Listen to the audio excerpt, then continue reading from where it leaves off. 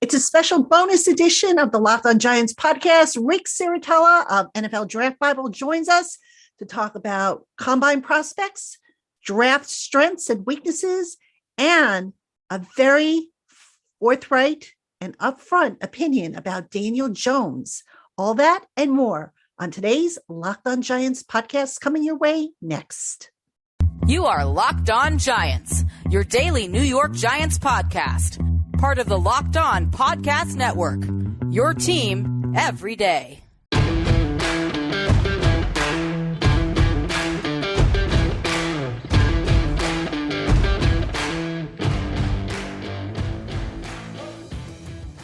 Hello, New York Giant fans, and welcome to another edition of the Locked On Giants podcast, part of the Locked On Podcast family, your team every day. I'm your host, Patricia Traina, and as promised, we have a bonus episode for you this weekend. And my guest is the one and only Ric Serritella of NFL Draft Bible, longtime talent evaluator, super nice guy, super knowledgeable. And he's here to weigh in on some of his observations and thoughts about the draft class and how they might stack up for the Giants' needs. So, Ric, thank you so much for joining us here on the program. No, thanks, Patricia. Always appreciate the introduction. I'll have to send you a check after that one. A lot of people need to send me checks for this week, but it's all good. No, I mean it from the bottom of my heart. And, listen, all week long, it's always good to get different perspectives on the draft class, the prospects, free agency, all that stuff. Because after a while, I'm sure my listeners get tired of hearing me saying the same things over and over again, even though sometimes we agree. But this is a tradition. I'm glad to have you on. Let's jump right into it, Ric. One question I keep asking everybody, and I want to get your take as well. What are some of the strengths of this draft class as they relate to some of the Giant needs? Yeah, I would say, tight end is really the deepest and possibly the most talented tight end class that I've seen in the 21 years of covering the draft. And you know what? It wouldn't hurt to maybe add an extra weapon for the New York Football Giants at the tight end position. And I think this is a position too. If you don't get one early, you might have one available to you on day two. When you look at the depth now, Dalton Kincaid out of Utah is a guy that's on this fast ascend up draft boards. He's kind of raw. I think he's started playing his senior year of high school. He's only been playing college ball and came over from the hardwood and has that basketball background. Unfortunately, he's opted out to participate here at the combine. We got to wait till his pro day, but he's in the first round conversation, maybe the first overall tight end. I like Michael Mayer out of Notre Dame. I think he brings a pretty unique, well-rounded skill set. If you remember Kyle Rudolph about a decade ago coming out of Notre Dame, Michael Mayer, very similar. I think Rudolph went 16th overall, somewhere in that range. I could see Mayer kind of coming off the board in that same range. And then Darnell Washington is a guy out of Georgia. I mean, who doesn't like a 6'7", 260-pound athletic tight end that can bend like Gumby and make all these acrobatic catches? And he's not a bad blocker either. So I take a look at the tight end class on offense. I think it's extremely deep, extremely talented. We've seen the Giants upgrade the cornerback position and defensive back position, but I think that they could look to add one of these cornerbacks because that's another position that's loaded.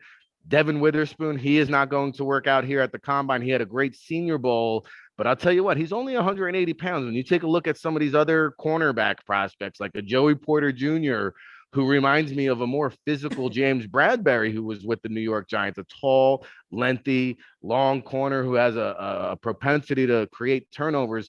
I like Joey Porter. Christian Gonzalez is another long, fast cornerback that I think is going to be taken in the first round. So cornerback, tight end, two great strengths in this year's draft that the Giants could look to upgrade.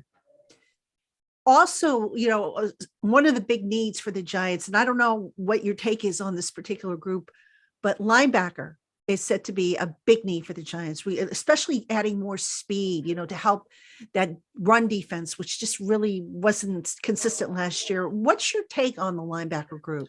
Yeah, I think that's one of those positions, Patricia, that's kind of been devalued. So, like, if you're not like an immediate impact player, I think you can hold off on the linebackers. Like Trenton Simpson is a guy out of Clemson that comes to mind. He flies all over the football field. If you're looking for an off-ball linebacker, he's my number one guy. How about Drew Sanders from Arkansas? I mean, some people like him as an edge rusher. I like him on the inside as a middle linebacker. His lateral movement, I think he brings a lot to the table. And then Noah Sewell from Oregon is a guy didn't necessarily have the senior season that he wanted to, but I think he's another guy that has all the traits. You talk about the bloodlines, the brother of Penei Sewell. I think he's in that conversation. I'll give you a dark horse first round candidate and maybe a potential round 2 candidate for the Giants is Jack Campbell. You want to talk about a throwback Giants linebacker, Iowa. He's got size, he's got speed, he's got physicality, he's well coached, he's very sound in his fundamentals. I think he's a guy that the Giants should think about targeting. And then Owen Papo from Auburn. I think he ran in like the 4.3 range, which is incredible. We've seen linebackers are just flying down. I mean, every year these guys get bigger, stronger, faster. It's just been unbelievable. And how about Muhammad Diabate from Utah? We talked about Dalton Kincaid. Diabate is not here at the combine. I think he could be like a top 100 pick in this year's draft. The Giants might be able to find some value in the mid to late rounds with a guy like that. It wasn't invited to the combine, will probably be drafted later than he should, but he's going to outperform players who are chosen ahead of him.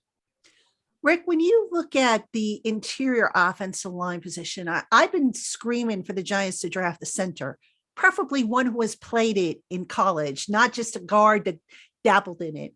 Who, John Michael Schmitz is obviously the number one guy, I think, on a lot of people's tongues. Tittman from Wisconsin's another one. Who are some other centers that maybe make for good value picks on day 2, day 3? Yeah, I think Stephen Avila out of TCU. He really had a strong showing down there at the Senior Bowl. I thought he was instrumental in helping Max Duggan with those pre-snap reads.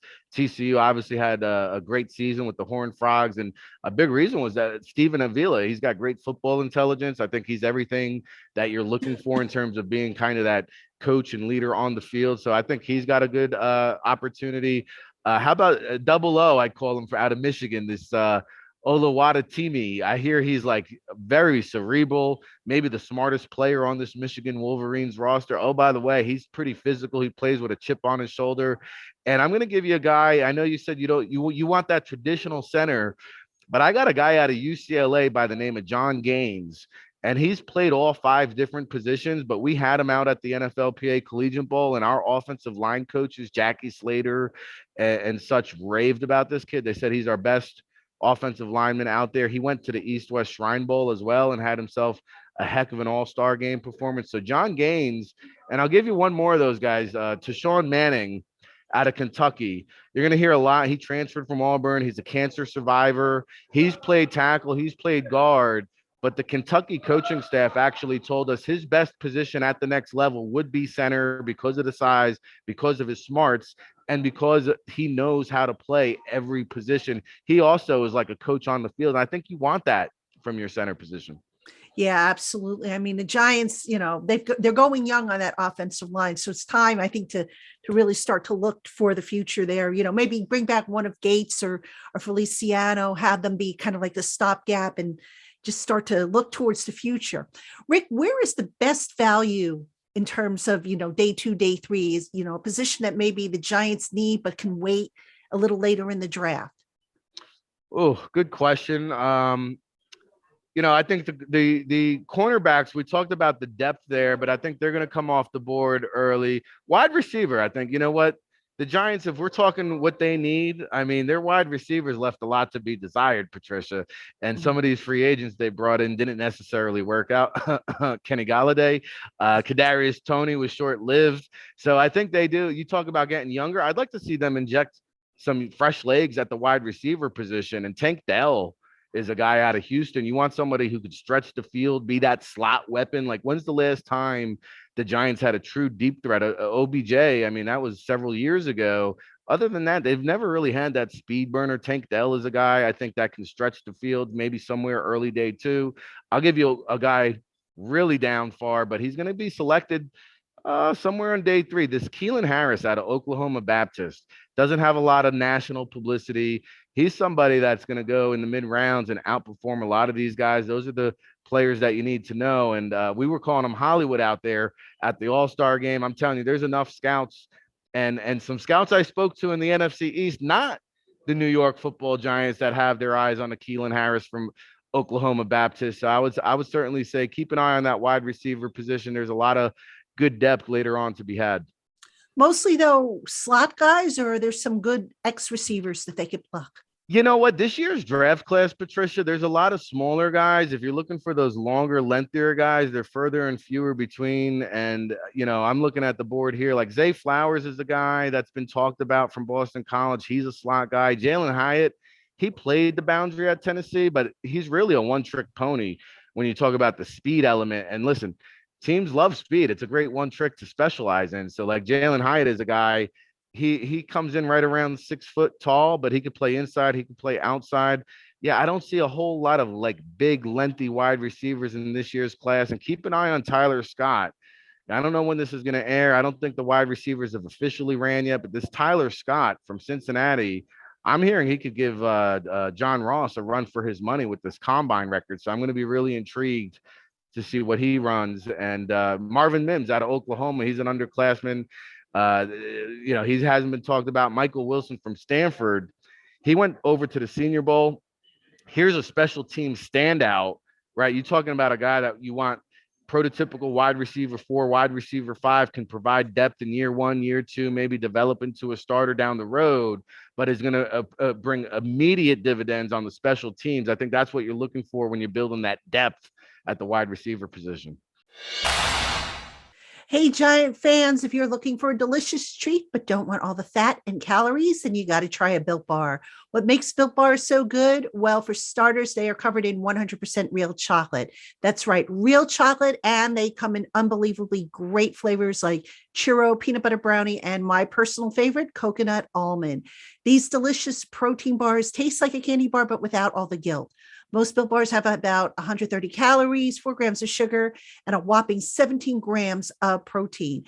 And now you don't need to wait around to get a box delivered from Built.com. Just pop into your local Walmart or Sam's Club and grab yourself a box of Built Bars. You can thank me later. We're talking with Ric Serritella of NFL Draft Bible. And Ric, I got to ask you about the first round of the draft. Now, the Giants are drafting 25th. The Dolphins forfeited their pick because of, a punishment. So the Giants are at number 25. I know it's early and things are subject to change, but when you look at that range, that 21 to 32 range, how close would you say right now maybe the top players in that range are grade-wise, to where does it make sense for the Giants to maybe think about trading out of the first round, going to picking up extra second round picks maybe? I think it's always beneficial when you can move down and pick up extra draft equity. And when you're picking in the back end of the first round in an NFL draft class like 2023, which truly lacks a lot of blue chip talents, because I do believe Jalen Carter was at the top of my big board. I think that's changed a little bit. And Will Anderson was also there. I think those are like the 2 true blue chip prospects in this year's draft. You could throw the 3 or 4 quarterbacks into that equation. And then after that, Patricia, I think if you were to survey the league and the landscape, like picks 5, or, you go down the big board from number 5 to 35, and you survey the league, I think it's going to be a lot of mixing and matching and evenly matched players. So yeah, if you can move back, keep some early picks, pick up some extra draft picks, it's easier said than done. It takes 2 to tango. Maybe one of the quarterbacks slide. I think that's the best chance the Giants have. Say a Will Levis or an Anthony Richardson, or maybe even a CJ Stroud. We don't know. There could be a quarterback who does the slip and slide come draft day. And then with the Giants picking in the back end of the first round, who's that team that gets aggressive, maybe wants to move back into the back end of the second round? And that's where I think they can maybe make a move. Speaking of quarterbacks, I am of the opinion that the Giants are going to look to add a developmental prospect. Tyrod Taylor's under contract this year. As we record this, Daniel Jones is not under contract. He looks like he's headed for the tag unless they get something done by March 7th. Who are some of the developmental prospects that could be had on day 3, say, for example, that maybe the Giants, would fit what the Giants are doing? Well, I think the quarterback, if they were to bring back Daniel Jones, which I know they're talking about, a guy that was down at the Senior Bowl from Shepherd, D3, Tyson Bagent, he's a guy that has similar skill sets to Daniel Jones, where there is some mobility, there is some RPO, there is some kind of throwing on the run and having some of that movement in the pocket that, Tyson Badgett could be a guy, if they do bring back a Daniel Jones, that they wouldn't have to change the offense around for him. And so I think he would be a good fit. How about Malik Cunningham out of Louisville? I mean, he's also got some athleticism, a developmental guy. As you said, he performed well enough at our event at the NFLPA Bowl that Jim Nagy wanted to bring him over to the Senior Bowl. Enough scouts requested to see him there. And so I think, again, a guy that has some athleticism and some ability. But if you want my favorite personal quarterback in the day 3 category, it's probably Aiden O'Connell from Purdue. This guy's got big time pedigree, big time experience. Now, I get it. Like, the consistency this past year might not be where all the evaluation decision makers want it to be. But I don't know. I've seen him play in some big time spots and put teams on his back. I'm not saying Aiden O'Connell is going to develop into this great starter, but if you're looking for a guy that's going to be like a potential backup for the next decade and gives you a chance, can come in, hold the fort, give you a chance to win, I think Aiden O'Connell out of Purdue. And I'll throw one more, Jake Haener from Fresno State. This guy's a gamer. I don't know how many times I've seen the Bulldogs, watching up that late night West Coast football, the Bulldogs coming back. Jake Haener, man, he's not scared to zip that ball into tight windows. And you like that. And you hear, like, his personality is confidence, borderline cocky, but when you're picking a quarterback, you almost kind of like that. Yeah. I mean, I'm curious to see what happens with Jones if they get him under contract for a multi-year deal, if they put him on the franchise tag and that's what he ends up playing on. I mean, it sounds like the two sides as we record this are still kind of far apart. Let me ask you about running back, because Saquon Barkley is another guy who's going to be an unrestricted free agent. When he was initially drafted, everybody was talking about what a, generational talent he was, or is rather. Obviously, he had the injuries that kind of took a little bit off his fastball, I think. Maybe doesn't have quite the same burst that he had or the elusiveness that he had prior to the injuries. That being said, the Giants are hopeful that they will get him back. If they do not, though, is there anybody in this draft class that remotely can do what he does? Or is that just, is Barkley a unicorn? Well, no, I think Bijan Robinson is a unicorn, and he might be had in the back end of the first round where the Giants are picking. And if he falls, who I think is truly a top 5 talent, and I do think he's going to be the highest running back selected since Saquon Barkley, who was number 2 overall, but he kind of brings a lot of those same dynamic elements to run, catch, not a bad pass protection blocker, could do a little bit of everything well. Now, he doesn't have the quads of a Saquon Barkley, but he's a dynamic player. And quite frankly, he'd be a cheaper version of a Saquon Barkley. He would certainly alleviate some of the pressure off of the quarterback, no matter who that is. But I'll tell you, if they miss out on him, Jahmyr Gibbs out of Alabama, Chris Berman back in the day, zip, zam, zoom. I mean, that's what it comes to mind when you watch this guy run. He's just a darting bullet. He dives through traffic. He hits the hole. He bursts. He explodes. Change of direction is through the roof. Tyjae Spears is a guy out of Tulane, a little bit undersized, smaller running back. But, man, he's so fast. Again, the burst, the explosion. If you want one of those bigger, bruising, between the tackles, physical runners, Zach Charbonnet out of UCLA reminds me a lot of James Conner. And I think you could probably get him in like the 3rd or 4th round. So if I said, hey, you can get a running back close to the caliber of a James Conner in the 3rd or 4th round, hey, sign me up. And I think that's what Zach Charbonnet out of UCLA brings to the table. Chase Brown out of Illinois is another guy that I like. I think he had himself a heck of a season there. Illinois, yards after contact, ability to break tackles. The Giants have had some tradition drafting Syracuse guys. Sean Tucker, you want a guy that has Saquads. Sean Tucker, he's got some big, powerful thighs, just like Saquon Barkley. Now, he didn't have quite the senior season I expected, but he's a former track star that runs blazing speed, and he's another guy. I don't think we saw him out here on the carpet of Lucas Oil Stadium, but he's another guy that can kind of reignite himself. I'll give you one sleeper on day 3 that I really like, this Mohamed Abraham. Now, all the odds are against him, Patricia. He's had multiple ACLs. He's only like 5'7" and change, but he is a workhorse back for the Minnesota Gophers. He has been rowing the boat for PJ Fleck out there in Minnesota. And I'll tell you what, I don't care how small he is. I don't care how many injury concerns he comes with, because every time he plays, all he does is produce. And I think he's the guy you can get on day 3 that has the upside of an impact player. And that's the kind of guy and the value that you want to get when you get to that day 3 part of the draft. Let's look at defensive interior, because last year, the Giants, Dexter Lawrence played, I think, something like 80+% of the snaps. Leonard Williams played a lot of snaps. Those guys shouldn't be playing that much. As good as they are, you can't have them playing 80% plus. I mean, are there some good players in this draft at the interior defensive line that maybe, might be good value picks for the Giants to fit what Wink Martindale likes to do? Yeah, I think Mazi Smith is a guy. He didn't work out here in Indianapolis, and I don't know if he's quite in that first or second round equation. Maybe day 2, though. He could be a potential starter, I think, on day 2. Keanu Benton out of Wisconsin and Zach Pickens out of South Carolina are 2 guys I think that really have turned heads, not just at the NFL scouting combine, but down at the Senior Bowl. And that's what you look for, the momentum. Who goes and checks off the boxes? Who has the size? Who has the measurables? Who does well at the All-Star game? Who does well at the combine? Who does well in the interview process? Who goes out and dominates his pro day? So far, Keanu Benton from Wisconsin and Zach Pickens from South Carolina, they've checked off every single box.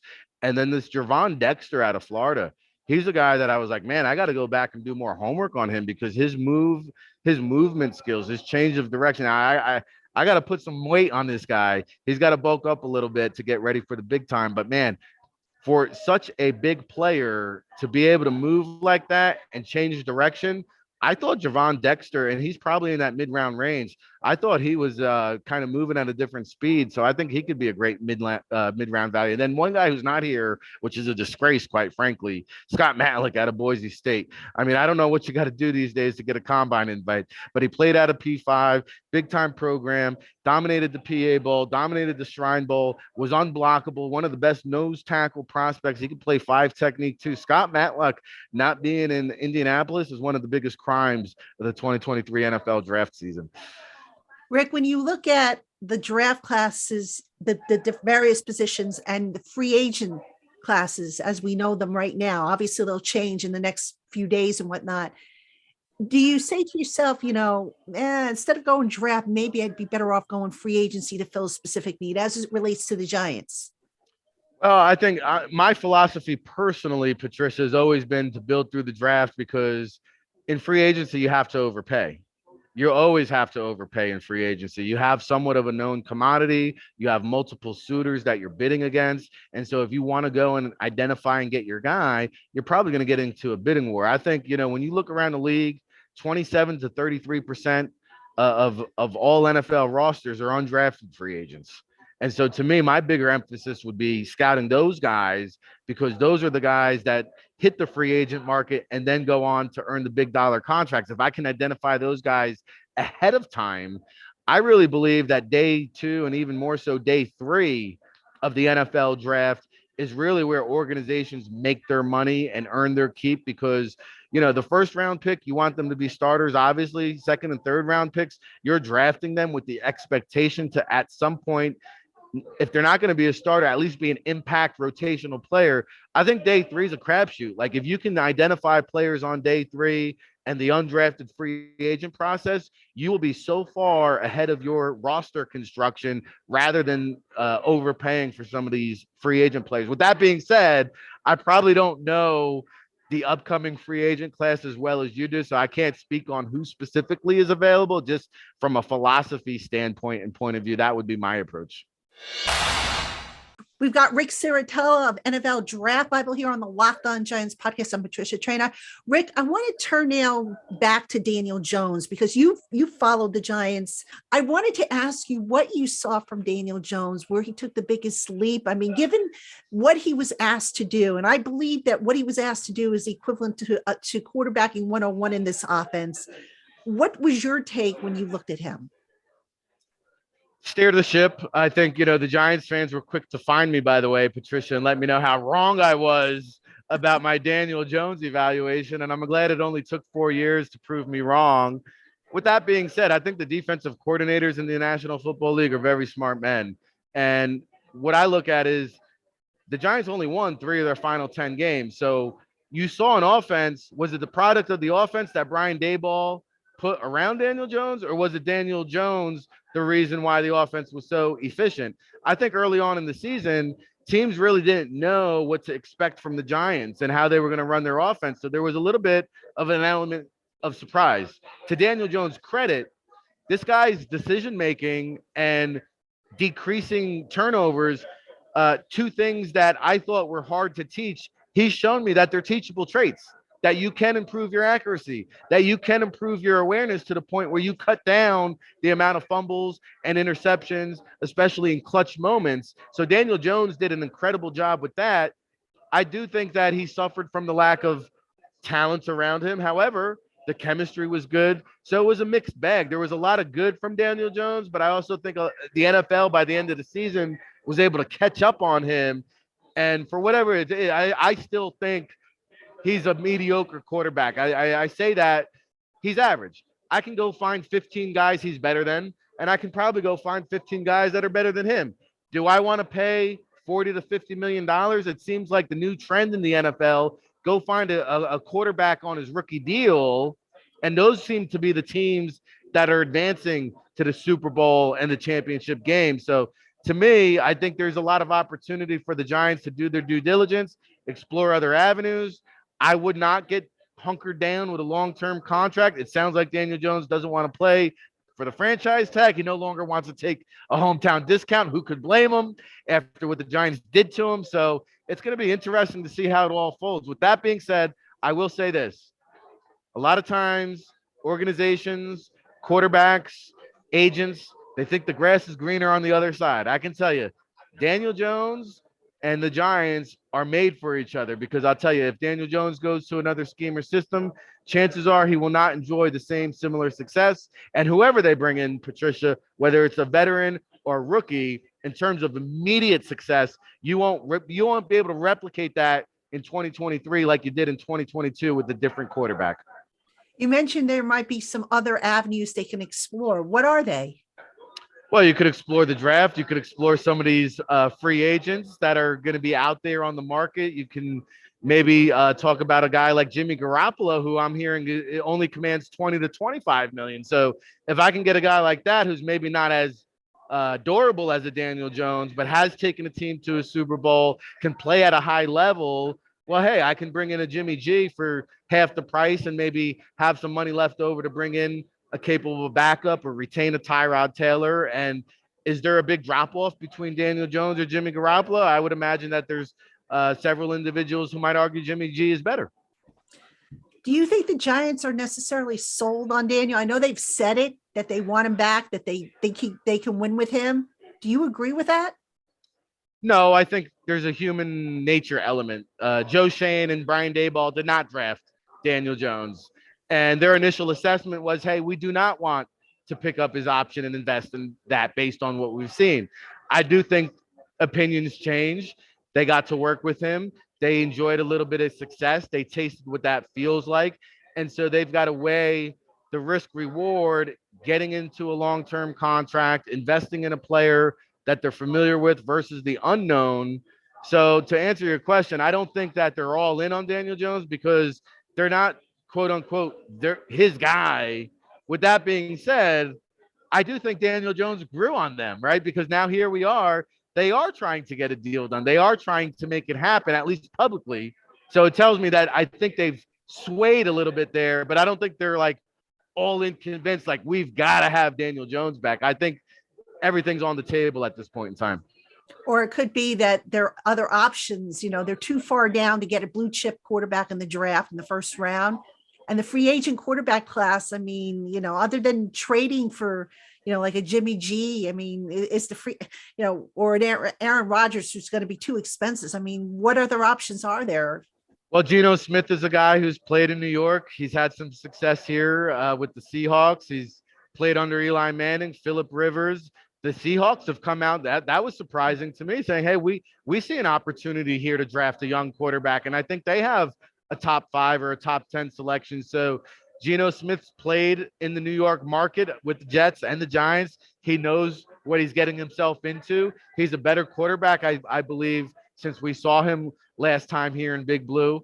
And, you know, maybe a guy like that's a possibility, but you're right. I mean, there's Jameis Winston, if you want a reclamation project, right? The potential is there, but he's having a hard time staying healthy. And so that's the one thing that you can't deny about Daniel Jones.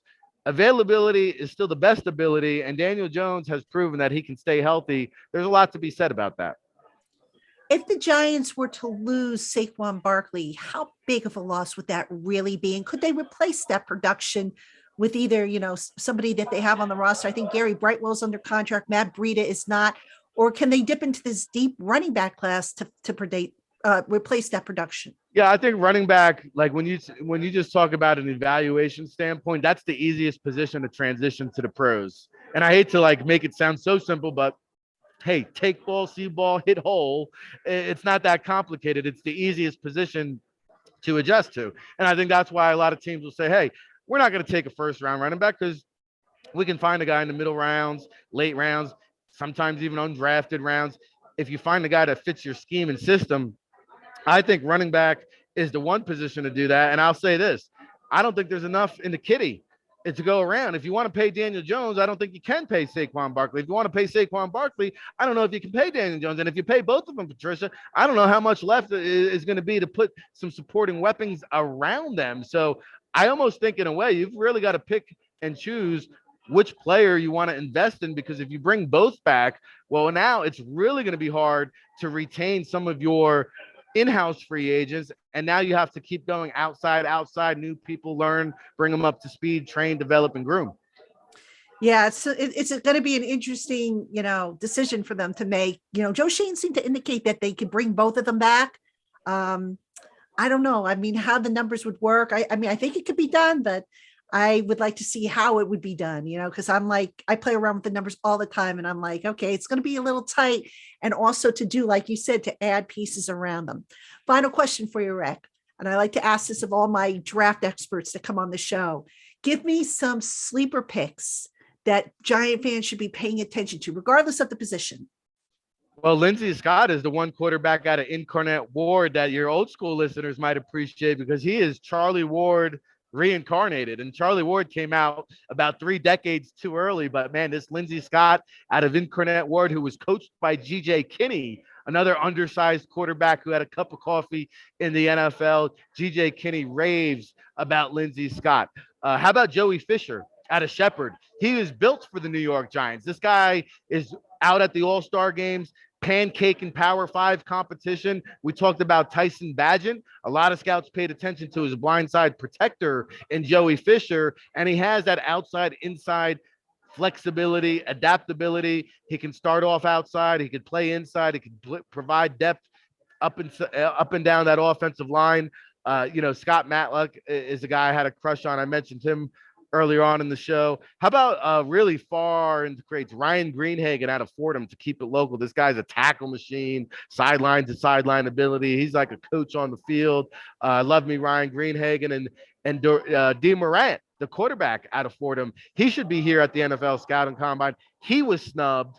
I think there's so many good players, so many talented players out there.